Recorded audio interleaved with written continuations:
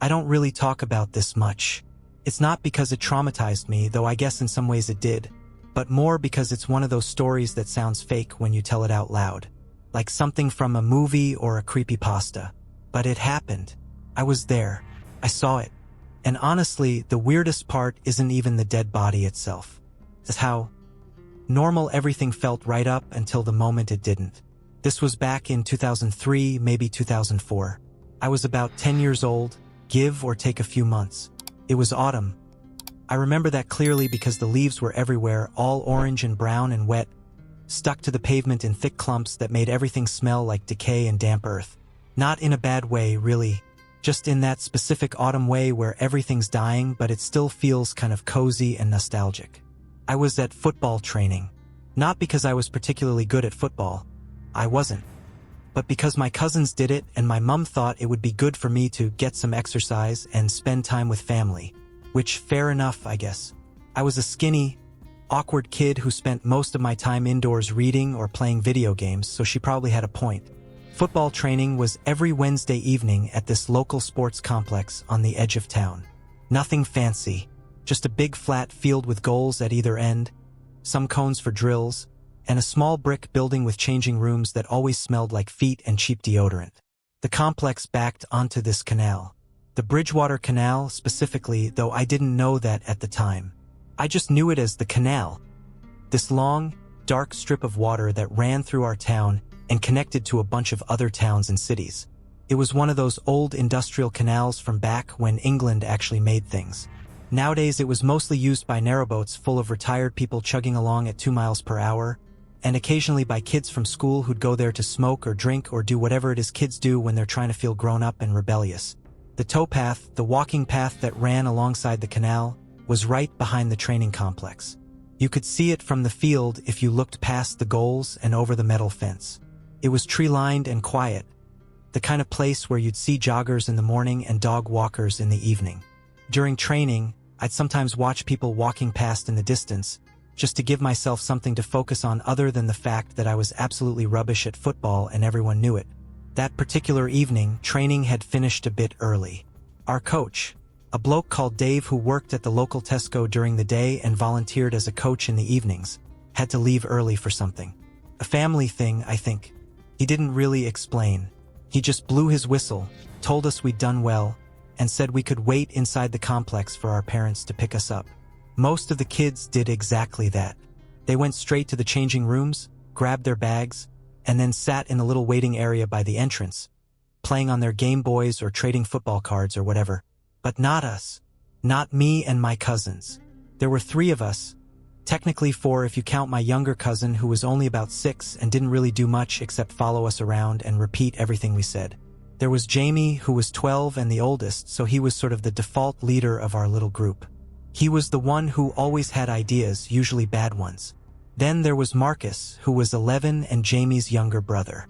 Marcus was quieter than Jamie but also braver, the kind of kid who'd do something stupid just to prove he could.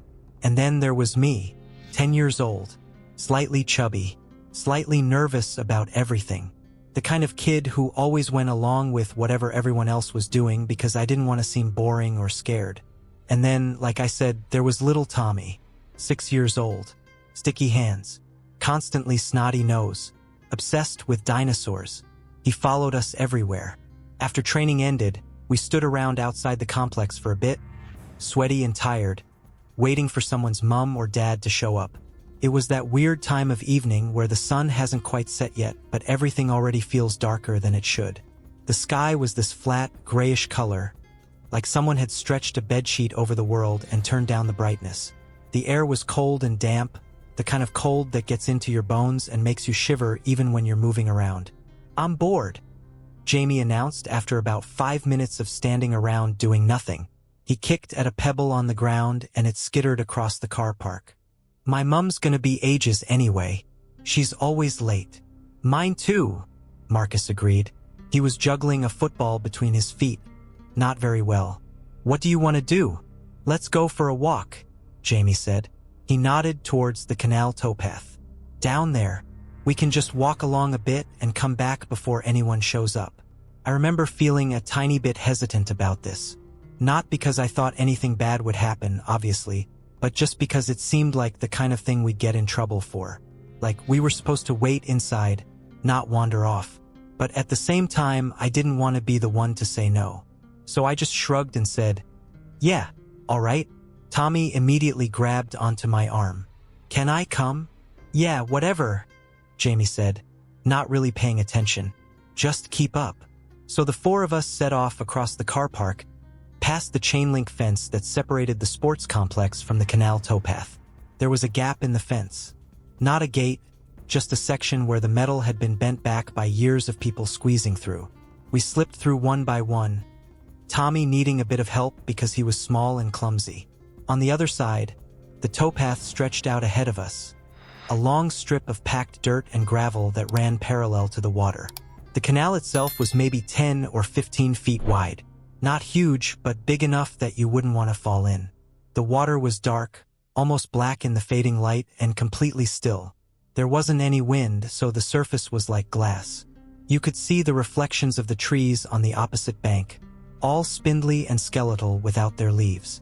Every now and then, a leaf would drift down from above and land on the water with a soft plip, sending out tiny ripples that spread and then disappeared. It was quiet, really quiet. The kind of quiet you don't get very often in real life, where you become hyper-aware of every tiny sound.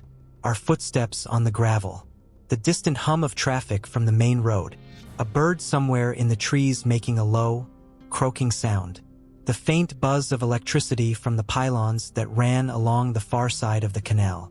"Proper creepy innit," Marcus said after a minute or so. He said it in that way kids do when they're trying to seem brave but are actually a little bit unnerved. "Nah, it's fine," Jamie said. He picked up a stick from the ground and started dragging it along the fence as we walked, making a loud rattling noise. "It's just a canal. What's creepy about water? Dunno, just feels weird." I agreed with Marcus, though I didn't say so. There was something off about the place. Not in a supernatural way, I don't believe in ghosts or anything like that, but just in the sense that it felt empty and forgotten. Like we'd stepped out of the normal world and into some in-between space where nothing ever really happened. The houses on the far side of the canal had their lights on, glowing warm and yellow through the windows, but they seemed miles away, unreachable. Tommy was humming something under his breath. A theme tune from some kid's TV show, probably.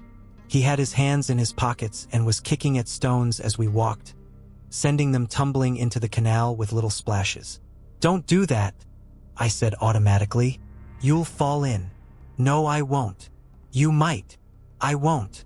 Classic 6-year-old logic. We walked for maybe 10 minutes, maybe 15. It's hard to say. Time felt weird out there, like it was moving slower than it should. We weren't really going anywhere in particular, just walking, killing time. At some point, Jamie threw his stick into the canal and we all watched it float away, spinning slowly in the current, or lack of current. The water was so still it barely seemed to move at all. "Do you reckon there's fish in there?" Marcus asked. "Probably," Jamie said. "Canals always have fish, and shopping trolleys, and bikes, and bodies," I said, trying to be funny. Marcus laughed. Jamie grinned. Tommy looked at me with wide eyes and said, "Really?" "No, not really," I said quickly. "I was joking." Famous last words. We kept walking. The towpath curved slightly to the left, following the line of the canal. On our right, there was a steep embankment covered in weeds and brambles. On our left, the water stretched out, flat and black and silent. The trees on the opposite bank were reflected perfectly in the surface, upside-down versions of themselves. And then Marcus said, "Oi, look at that." He'd stopped walking and was pointing at something in the water, a little way ahead of us. We all stopped and looked. At first, I couldn't see what he was pointing at. The canal just looked like the canal, dark water, reflections, the occasional leaf. But then I saw it, a shape, something floating. It was hard to make out in the dim light, but it looked like fabric. Dark blue or black, maybe.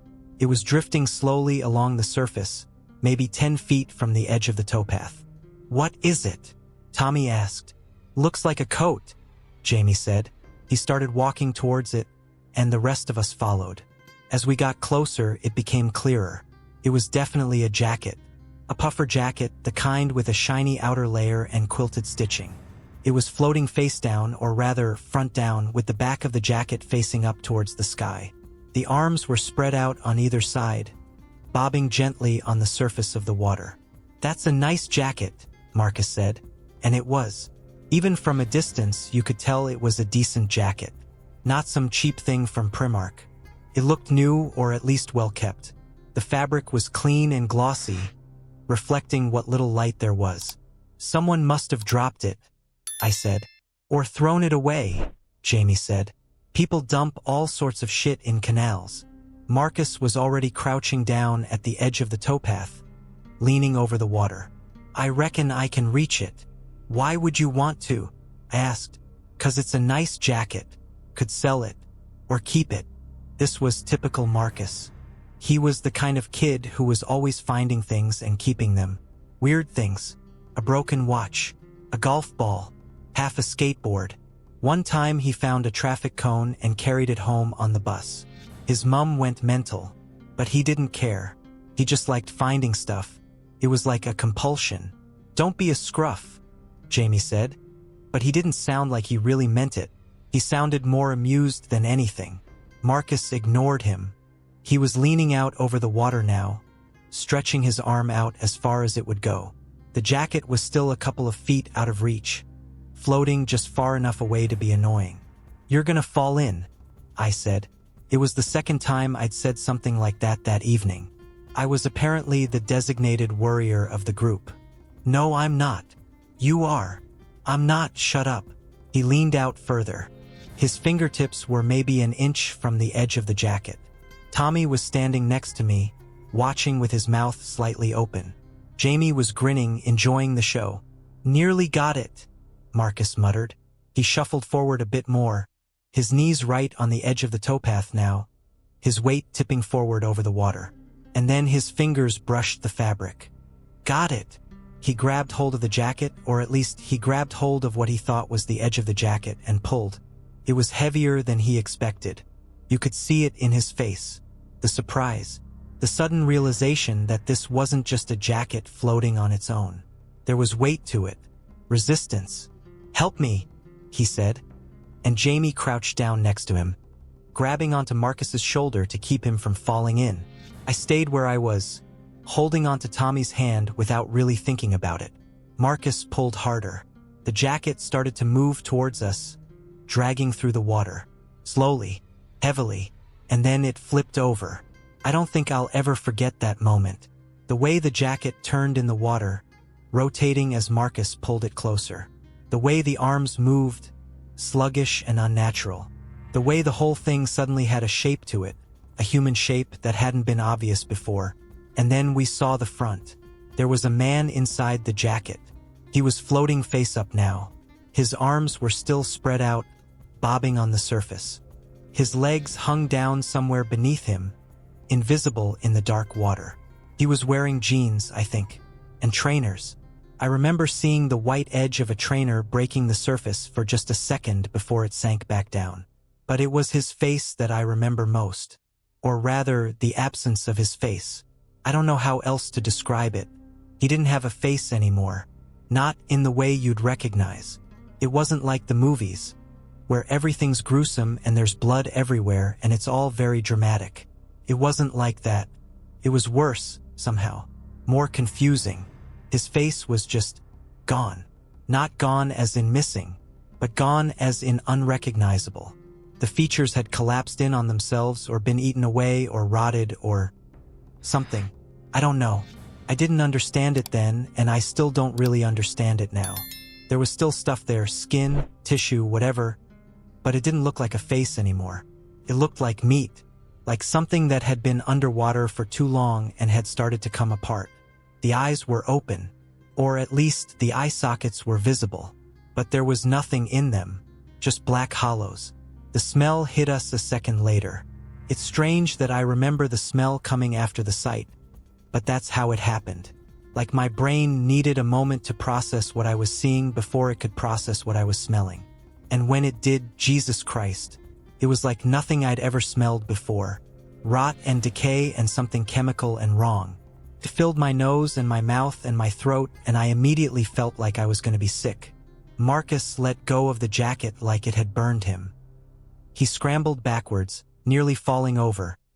His eyes wide and his mouth open in a silent O shape. The body bobbed in the water, drifting slightly away from the edge of the towpath, as if it had decided it didn't want to be disturbed anymore. For a second, none of us moved. We just stood there, frozen, staring at the thing in the water. And then Tommy started crying. It was a loud, wailing kind of cry, the kind little kids do when they're scared and don't understand what's happening. He was clutching onto my arm, his fingers digging in so hard it hurt, and he was saying something over and over again, but I couldn't make out what it was because he was sobbing too hard. "Fuck," Marcus said. His voice was shaking. "Fuck. Fuck. Is that a—" Jamie started and then stopped. His face had gone pale, properly pale, like all the blood had drained out of it. "We need to go," I said. My voice sounded weird, flat, like it was coming from somewhere else. "We need to go now." "Yeah," Jamie said. "Yeah." We ran. I don't remember making the decision to run. It just happened. 1 second we were standing there, staring at the body, and the next we were sprinting back along the towpath, our feet pounding on the gravel. Tommy was crying the whole time, gasping for breath between sobs. Marcus was in front, running faster than I'd ever seen him run. Jamie was next to me, his face set in this grim, determined expression. The sports complex appeared ahead of us, the lights from the building glowing orange in the gathering darkness. We scrambled through the gap in the fence, scraping our arms on the metal, and then we were across the car park and through the doors and into the warmth and the light and the normalcy. There were a few parents already there, waiting. They looked at us with mild curiosity as we burst through the door, breathing hard and wild-eyed. One of the mums, I think it was Jamie and Marcus's mum, frowned and said, "What's wrong? What happened?" "There's a—" Marcus started and then stopped. He bent over, hands on his knees, trying to catch his breath. "In the canal. There's a body," Jamie said. His voice was flat, matter-of-fact, like he was commenting on the weather. "A dead body. In the canal. We found it." The reaction was immediate. The adults went from relaxed and chatty to tense and serious in an instant. Jamie's mum rushed over to us, her face pale, asking questions faster than we could answer them. "Where? How? Are you sure? Did you touch it?" Someone, I think it was Dave, the coach, who hadn't left yet after all, pulled out his mobile phone and dialed 999. I remember watching him, the phone pressed to his ear, his voice calm and steady as he explained the situation to whoever was on the other end. "Yes, a body. In the canal. Behind the sports complex. No, the children found it. Yes, they're here. They're fine. Yes, we'll wait." Tommy was still crying. His mum, my auntie, picked him up and held him, even though he was getting a bit too big to be carried. She was making soothing noises, telling him it was okay. Everything was okay. But it wasn't okay. Not really. The police arrived within 10 minutes. 2 cars, lights flashing but no sirens. 4 officers got out, 2 men and 2 women, all wearing high-vis jackets. They were calm and professional. One of them spoke to Dave. Another one spoke to Jamie, Marcus, and me. She crouched down so she was at our eye level and asked us, very gently, to tell her what we'd seen. Jamie did most of the talking. I chimed in a few times. Marcus just nodded along, his face still pale. The policewoman listened carefully, taking notes in a little notebook. She didn't seem shocked or upset, just focused. When we'd finished, she thanked us and told us we'd done the right thing. More police arrived after that. More cars. A van. People in white suits. The car park filled up with vehicles and flashing lights and people talking into radios. They closed off the towpath with tape. Someone set up big lights that made the whole area bright as day. Our parents arrived one by one. My mum pulled up in her car just as the police were finishing with us. She looked terrified, her eyes wide and her hands shaking as she grabbed me and pulled me into a hug. "Are you okay? Are you hurt? What happened?" "I'm fine," I said, and I felt fine. Shaken, obviously, confused, but not traumatized. Not yet, anyway. We weren't allowed to leave straight away. The police wanted to make sure they had all our details, in case they needed to speak to us again. We sat in the waiting area of the complex for another hour, maybe longer, watching through the windows as the police did their thing down by the canal. At some point, they brought the body up. I didn't see it happen, but I heard someone mention it. They'd used a boat, apparently, pulled him out of the water and onto the bank. I wondered who he was, how he'd ended up in the canal, how long he'd been there, but I didn't ask. I don't think I wanted to know. Eventually, we were allowed to leave. My mom drove me home in silence. I could tell she wanted to ask me questions, how I was feeling, what exactly I'd seen, whether I was okay. But she didn't. She just kept glancing at me, her face tight with worry. When we got home, she made me a cup of tea and a sandwich, even though I wasn't hungry. She sat with me in the kitchen and finally asked, "Do you want to talk about it?" "Not really," I said. "Okay, but if you do." "I know." I went to bed early that night, but I didn't sleep much. I kept seeing it, the jacket flipping over, the shape of the body, the collapsed, unrecognizable mess where the face should have been, the black hollows where the eyes had been. I didn't have nightmares, though. That's the weird thing. I thought I would. I thought I'd wake up screaming or something, but I didn't. I just lay awake, staring at the ceiling, my mind going over and over what had happened. The next day, it was in the news. Not the national news, obviously, just the local paper and the regional BBC website. Body found in Canal.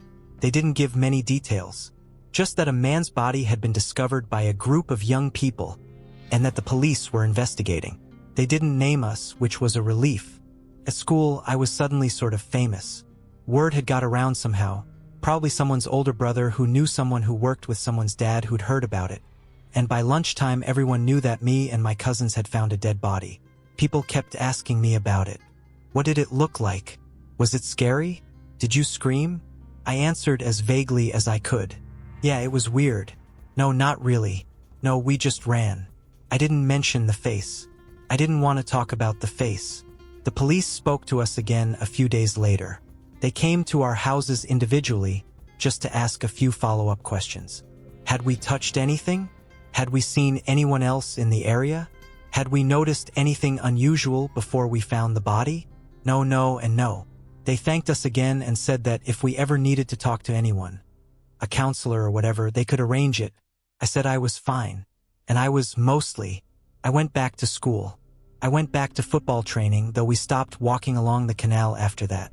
Life went back to normal, or what passes for normal when you're 10. But sometimes, late at night, I still think about it. About the jacket. About the way it flipped over in the water. About the man inside it. I found out later, years later, when I was old enough to look it up, that they'd identified him. He'd been reported missing a few weeks before we found him. A local guy, mid-30s, who'd been struggling with depression. The police ruled it as a likely suicide, though they couldn't be certain. No note, no witnesses, just a man who'd walked into the canal one night and never walked out. I don't know why he didn't have a face anymore. I've never asked. I assume it was decomposition or maybe fish or just the general process of being underwater for weeks. But I don't actually know, and part of me doesn't want to know. What I do know is that it changed something in me. Not in a dramatic way. I didn't become obsessed with death or anything like that. I didn't develop PTSD or start having panic attacks. But I became more aware, I think. More aware of the fragility of things. More aware that bad things can happen anywhere, at any time, even on a quiet Wednesday evening when you're just walking along a canal with your cousins. It made me realize that the world isn't as safe as you think it is when you're a kid. That there are things out there, sad things, terrible things, that exist just beneath the surface waiting to be discovered. And that sometimes, through sheer bad luck, you're the one who discovers them. Marcus never talked about it. Not to me, anyway. He went quiet for a few weeks after it happened, stopped doing his usual scrounging for random stuff thing. But eventually, he went back to normal. Or at least, he seemed to. Jamie acted like it hadn't really affected him at all. He told the story a few times at school, playing it up, making it sound more dramatic than it was. Yeah, we found this body, right? And it was proper rank. That kind of thing. I think that was his way of dealing with it. Turning it into a story. Making it something he could control. Tommy had nightmares for a while. I know because my auntie mentioned it to my mum once, and I overheard. He'd wake up crying, saying he could see the man in the water. But kids are resilient. After a few months, he seemed fine again. As for me, I handled it surprisingly well, I think. That's what everyone said. Anyway, you're very mature for your age. You're taking this very well. You're so brave. I didn't feel brave. I just felt numb. Like I'd watched something happen from a distance and couldn't quite connect it to reality. It's been more than 20 years now. I'm in my 30s. I have a job, a flat, a relatively normal life. I don't think about the body in the canal very often. Months go by without it crossing my mind. But sometimes, usually late at night when I'm lying in bed and my mind is wandering, I'll remember it. The stillness of the water. The sound of Marcus's voice saying, "Got it." The way the jacket flipped over. The absence of a face. And I'll think about the man. Who he was. What he was going through. Whether he knew when he walked into that canal that a bunch of kids would find him a few weeks later. Whether he would have cared. I'll never know the answers to those questions. And maybe that's for the best. But I do know this. That day changed me. Not in an obvious way, but in small, subtle ways that I'm still discovering. Taught me that life is fragile. That people carry invisible burdens. That the line between being here and not being here is thinner than you think. And it taught me that sometimes the most traumatic experiences don't announce themselves with screaming and crying and hysteria. Sometimes they're quiet, matter of fact. A jacket in the canal. A body underneath. A group of kids running back to safety. Sometimes trauma is just a thing that happens and you deal with it and you move on. But you never quite forget. I still avoid canals when I can. Not out of fear exactly. Just discomfort. I don't like the stillness of the water. The way it reflects everything above it but hides everything below. The way it's always quiet, even when it shouldn't be. Last year, I drove past that sports complex for the first time in probably 15 years. I was visiting family in the area and took a wrong turn. Ended up on that road. I recognized it immediately. The building looked the same. The canal was still there. Running alongside it, dark and silent. I slowed down as I drove past, looking out the window at the towpath. It was empty. No joggers. No dog walkers. Just trees and water and silence. And for a brief, ridiculous moment, I imagined I could see a shape in the water. A jacket, floating, waiting to be found. But there was nothing there. Just my imagination. Just the memory. I drove on. I don't know why I'm writing this now. Maybe because I saw that stretch of canal again and it stirred something up. Maybe because I've been thinking about it more than usual lately. Maybe because I just needed to get it out of my head and onto a page, to make it real, to confirm to myself that it actually happened. Because sometimes it doesn't feel real. Feels like a story I heard once. A thing that happened to someone else. But it wasn't someone else. It was me. I was there. I saw it. And I guess I just wanted to tell someone. So there it is. The story of the jacket in the canal. The story of the man with no face. The story of a random Wednesday evening in autumn when I was 10 years old and everything changed. Even though nothing really changed at all. I've never posted anything like this before. I don't know if anyone will even read it. But if you do, thanks, I guess. For listening. Or reading. Whatever. Feels good to finally write it down. To let it exist somewhere other than just in my head. Maybe now I can finally stop thinking about it. Or maybe not. Either way, it happened. And I was there. And that's all I really wanted to say. Edit *, wow. I didn't expect this to get any responses. Thanks for the kind words, everyone. A few people have asked whether they ever found out more about what happened to the guy. From what I understand, and this is all secondhand, I never looked into it too deeply. The police investigation concluded it was most likely suicide. He'd apparently been dealing with some serious mental health issues and had been missing for a couple of weeks before we found him. No signs of foul play, just a sad situation all around. Someone else asked whether it affected my cousins long term. Honestly, I'm not sure. We don't really talk about it. We're all adults now, living in different places, and we only see each other at family gatherings. It's not the kind of thing that comes up over Christmas dinner, you know? But as far as I can tell, they're all doing fine. Marcus is a plumber. Jamie works in IT. Tommy's at university studying engineering. Normal lives. Normal people. Just with this one weird, dark thing in their past that they don't really mention. As for me, like I said, I'm fine. I think. I must be, right? It was 20 years ago. I've moved on. I barely think about it. Except when I do. Anyway, thanks again for reading. Stay safe out there.